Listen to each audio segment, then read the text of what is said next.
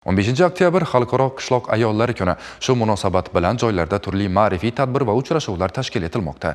Yangiariq tumanidagi eng chekka mahalla Tagan mahallasida tashkil etilgan tadbirda qishloq ayolining sabr-matonati, mehnatkashligi, oilaparvar va sadoqatli ekanligi yana bir bor e'tirof etildi.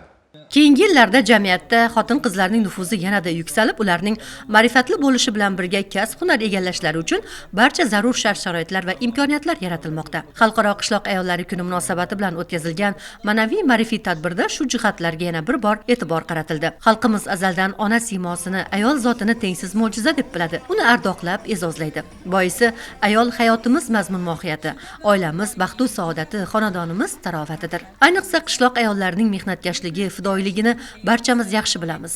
Ochiq muloqot tarzida o'tkazilgan tadbirda davlatimiz tomonidan ayollar tadbirkorligini qo'llab-quvvatlash, qishloq ayolining turmush sharoitlarini yaxshilash borasidagi sa'y-harakatlar va imkoniyatlar haqida ma'lumot berildi.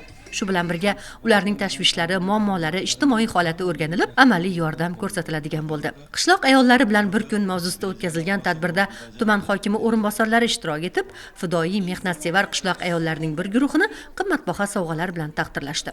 Ta'kidlash joizki, bu respublikamizda xotin-qizlarni har tomonlama qo'llab-quvvatlash, ijtimoiy, siyosiy va ishlab chiqarishdagi ulushini oshirish, ular uchun munosib mehnat va yashash sharoitlarini yaratish maqsadida amalga oshirilayotgan tizimli islohotlar natijalaridan biri. Fidoyilik, halollik timsoli bo'lgan, xalqimiz farovonligi, dasturxonimiz to'kinligiga katta hissa qo'shayotgan qishloq ayollariga bunday ehtirom ko'rsatilishi ularni yanada xursand qildi. San'atkorlar ijrosidagi kuy va qo'shiqlar ayollarga yanada xush kayfiyat ulashdi.